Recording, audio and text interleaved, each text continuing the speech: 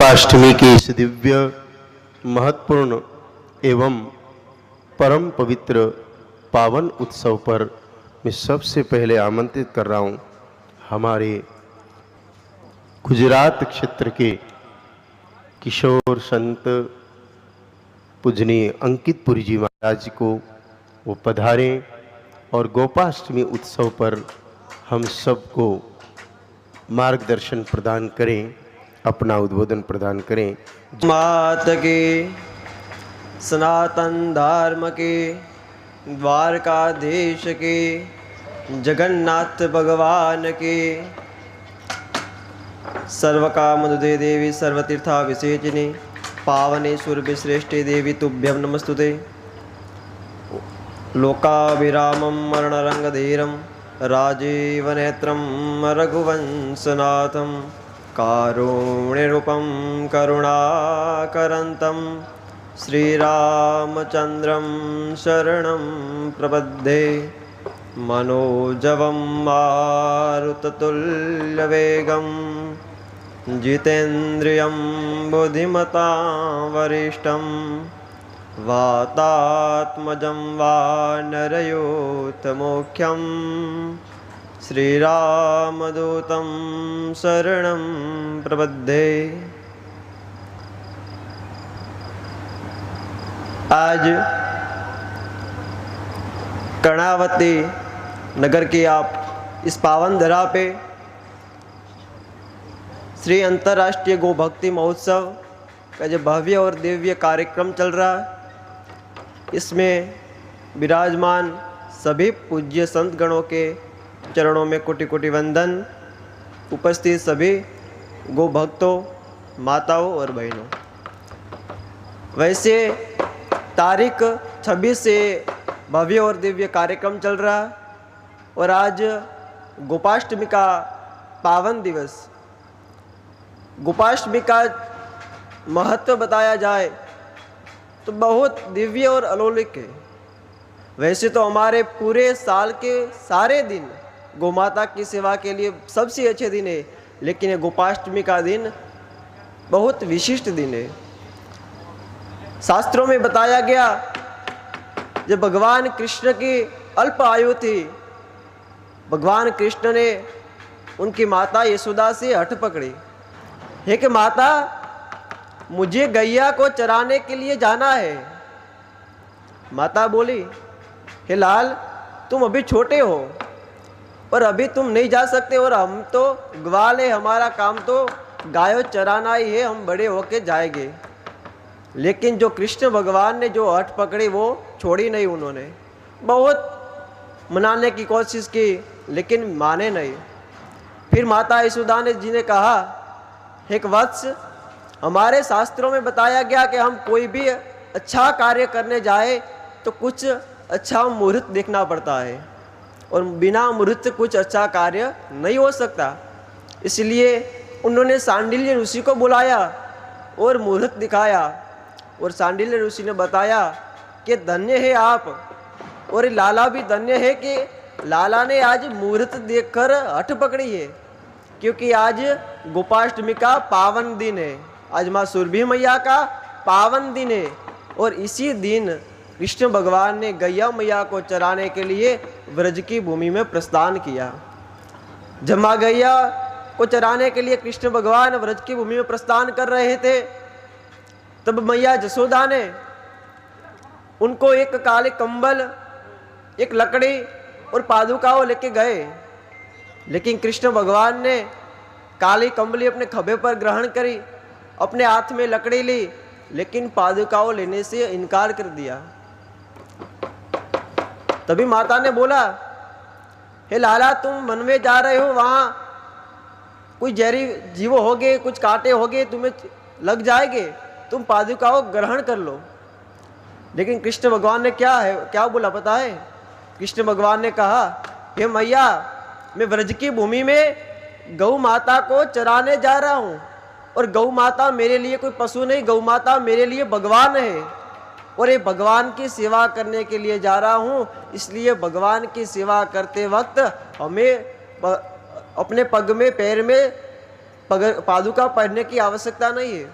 और हमारे शास्त्रों में बताया गया कि कोई भी हमारे इष्ट हो, उनकी सेवा करते वक्त, उनकी सेवा पूजा करते वक्त हम पाँव में पादुका नहीं ग्रहण कर सकते। हमारी पूजा में हम पाँव में पादुका नहीं ग्रहण करते। इसी वजह से भगवान कृष्ण ने पादुका को ग्रहण करने से इनकार कर दिया और व्रज की भूमि में लगातार 12 वर्ष की अल्प आयु में बिना पादुका ग्रहण किए गौमाता को चराया। भगवान श्री कृष्ण गौमाता को अपना इष्ट मानते थे, गौमाता को भगवान मानते थे। विचार करो, जो भगवान, जिस हम द्वारकाधीश को भगवान मानते हैं, जिस कृष्ण को भगवान मानते हैं, जिस राम को हम भगवान मानते हैं, अपने इष्ट मानते हैं, वो भगवान भी गौमाता को भगवान मानते थे। भगवान की भी भगवान हमारी गौमाता है। हम अपने लाखों दर्द लेकर तरह तरह के भगवान हम जाते हैं, कृष्ण पर जाते हैं, राम जी के पास जाते हैं, शिव जी के पास जाते हैं। अगर गौमाता की सेवा कीजिए, गौमाता की पूज्य भाव से सेवा करोगे तो 33 करोड़ देवी देवताओं अपने से खुश होकर वरदान हमें कुछ लाभ प्रदान करेंगे। अगर एक भगवान की सेवा करोगे तो मात्र एक भगवान हम पे कृपा करेंगे, एक ही भगवान के हमें आशीर्वाद मिलेंगे। लेकिन मात्र इस धरती पे गौमाता ऐसी पूज्य देवी है जिसकी सेवा करने से हमें 33 करोड़ देवी देवताओं के आशीर्वाद मिल जाते हैं। इसके रोम रोम में भगवान का निवास है। कोई ऐसा भाग नहीं होगा जिसमें भगवान का निवास नहीं है। गौमाता की क्या हम महिमा गाए, जिसकी महिमा शास्त्रों भी वर्णन करने से पीछे हट जाते हैं। ऐसी वर्णन जो भगवान भी अगर गौमाता की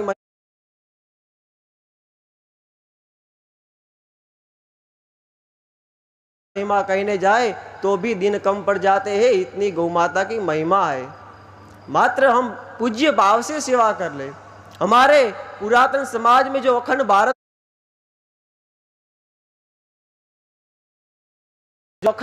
था, जो विश्व गुरु ये भारत था, वो ऐसे नहीं था, क्योंकि तब तो हमारे घर घर में गौमाता की सेवा हो रही थी।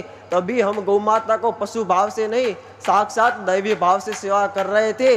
इसीलिए हमारे पास संस्कार था, हमारे पास शक्तियाँ थी।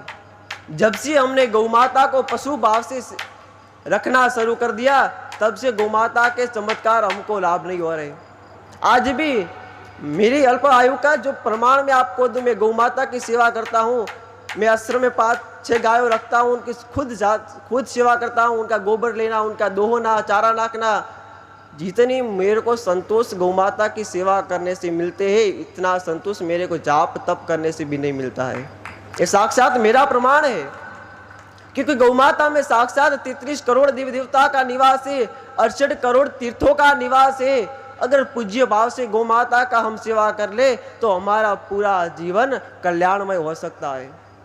अपने बच्चों को संस्कार दिलाओ, अपने नई पीढ़ी को कुछ संस्कार दो कि गौमाता का कितना महत्व है। आज रोड रास्ते पे गौमाता विचरण कर रही है, ये प्रमाण हमारा है। इतने सारे कत्ल खाने चल रहे हैं, उसके जिम्मेदार भी हम लोग हैं। कि वो गाय काटने वाले गाय रखते नहीं है, गाय तो हम रखते हैं और गाय छोड़ते भी हम है। मात्र दूध दोहने तक हम रखते हैं। मात्र स्वार्थ की गौमाता की जो लोग सेवा करते हैं वो कान खुलकर सुन ले, उसको पूज्य भाव की गौमाता की कृपा कभी नहीं होगी। जब पूज्य महाराज जी ने हमें आदेश किया 40 दिन का रथ यात्रा आप थराद तहसील में चलाओ, हमने 40 दिन तक थराद तहसील के गांव गांव में रथ यात्रा लेके गए और एक चेतड़ा गांव में गए। वहाँ राजपूत भला भाई नाम था, उनके घर पे 30 गायों की सेवा कर रहे। हमारी वेद लक्षणा गौमाता 30 गायों की सेवा वो अकेले कर रहे। हम उनके घर गए, उनके यहाँ गौ पूजन किया, उनको कलश दिया, उनका सम्मान किया। हमें 40 दिन में जितना आनंद उनके घर जाके हुआ, वह इतना आनंद हमारी जिंदगी में कहीं भी नहीं हुआ। एक व्यक्ति जो 30 गायों की सेवा कर सकता है, वो भी बिना स्वार्थ। इसमें 20 गायों तो बिना बिहाई वगैरह नहीं थी। जो 5-6 गायों दूध देती थी वो भी लंपी में देवलोक हो गई। जो उनके आंखों में जो आंसू थे वो देखकर हमें भी बहुत निराशा हुई, भगवान ऐसा क्यों करते हैं। लेकिन वो 20 गायों की निस्वार्थ भाव से जो सेवा कर रहे, हमने बाद में उनके घर से हम उनके गांव में गौशाला में गए, वहाँ हमारा सत्संग शुरू हुआ। जब हमने उनका प्रशंसा तो नहीं कर सकते, लेकिन उनका इतना बोला कि जो आपका गांव है इसमें जो सबसे धनवान व्यक्ति हो तो वो भला भाई है। उनके पास कितनी आर्थिक संपत्ति है, कितना पैसा है, वो मुझे नहीं पता। आपके भला भाई के ज़्यादा पैसा आप लोगों में होगे, लेकिन उनके पास जो धन है वो शायद किसी के पास नहीं होगा। साक्षात विलक्षणा गौमाता का जो धन है, जो हमारा सच्चा धन है, वो धन भला भाई के वहाँ है। उतना हमें बोलने का अवसर मिला वहाँ पे, और भला भाई भी बहुत खुश हुए। लेकिन हमें भी आज जो जर्सी गाय हम रख रहे हैं वो बहुत बड़ी गलती कर रहे हैं। जहाँ हम हमारे उत्पत्ति कहाँ हुई, वो जर्सी ने कोई जर्सालिश कोई देश है वैसा, वहाँ एक मांसाहारी प्राणी जो गीता गोरक्षा और गो संवर्धन का एक बुक है, पुस्तक में जहाँ वर्णन उसका आया कि गौमाता तो वो नहीं है। जहाँ एक पशु विचरण कर रहा था, मांसाहारी पशु, जहाँ 4 आंचल थे, और उन लोगों ने, वैज्ञानिकों ने उस पर फोकस किया और उनको सुअर और पाड़ा का बीज करके उनका एक जात तैयार किया, उसका नाम रखा जर्सी गाय। मात्र एक दूध का मशीन कहा जाता है, उसमें दूध बहुत होता है लेकिन उसकी कोई गुणवत्ता नहीं होती है। आज पंजाब में कैंसर ट्रेन चल रही है, आप सबको पता होगा, क्योंकि वहाँ कैंसर का प्रमाण बहुत ज़्यादा है। वो भी इस संकर गाय की वजह से है। वो संकर गाय पंजाब में बहुत प्रमाण में थी, उनका दूध पीते थे सब लोग, रोग के सब भोगी हो गए। आप सब लोग समझ जाइए, अपनी पीढ़ी को समझाए, गव्य पदार्थों का सेवन करें। अब जो गौ सेवा कर रहे हैं, इससे भी ज़्यादा गौ सेवा कर सको, ऐसे गौ माता के आशीर्वाद। और गौ सेवा हम हर तरह से कर सकते हैं। अगर हम कोई धनवान व्यक्ति हो तो वो धन दे के कर सकता है, कोई वकील हो तो वकील कोई गौ माता का पक्ष लेकर कर सकता है, कोई पुलिस व्यक्ति हो तो पुलिस कोई गौ माता की गाड़ी रोकवा कर गौ माता की सेवा कर सकता है, जो खेडूत हो वो कृषि में गौ कृषि कर सकता है, जो डॉक्टर हो वो पंचगव्य का अपने पेशेंट को बता के गौ माता की सेवा कर सकता है। गौ माता की सेवा करने के हजारों उपाय है, मात्र हम घर में गौ माता की सेवा कर सके ऐसा नहीं है, लेकिन हर तरह हम गौ माता की सेवा कर सकते हैं। अगर कुछ भी गौ माता की सेवा ना कर सके तो हम एक गाय दत्तक भी ले सकते हैं। गौ माता की सेवा करने के लिए हजारों रास्ते, जिनको गौ सेवा नहीं करनी है उनके लिए बहाने भी हजारों है, लेकिन हमारा मनुष्य जन्म सार्थक करना है तो हम सब मिलकर गौ माता की सेवा करें। हमें इस कार्यक्रम में 40 दिन के पूज्य महाराज जी ने जो अवसर दिया गौ माता की, उनका हम बहुत आभार व्यक्त करते हैं। और इस कार्यक्रम अवसर दिया गौ माता की, उनका हम बहुत आभार व्यक्त करते हैं। और इस कार्यक्रम में हमने यहाँ बोलने का अवसर दिया। सभी पूज्य संतों के चरणों में दंडवत कोटि कोटि प्रणाम। जय गौ माता, जय गोपाल। बोलिए गौ माता के, सत्य सनातन धर्म के। जय गौ माता, जय गोपाल। गुजरात के बनासकांठा क्षेत्र के किशोर संत परम पूज्य अंकित पुरी जी महाराज ने अपने भाव व्यक्त किए। आप इस आयोजन में पिछले 2 महीने से अपने समस्त कार्यों को छोड़ करके बनासकांठा क्षेत्र के गांव-गांव में जाकर के और इस आयोजन का प्रचार प्रसार और साथ ही रथ संग्रह का पवित्र कार्य आपने किया है। आपको बहुत बहुत साधुवाद।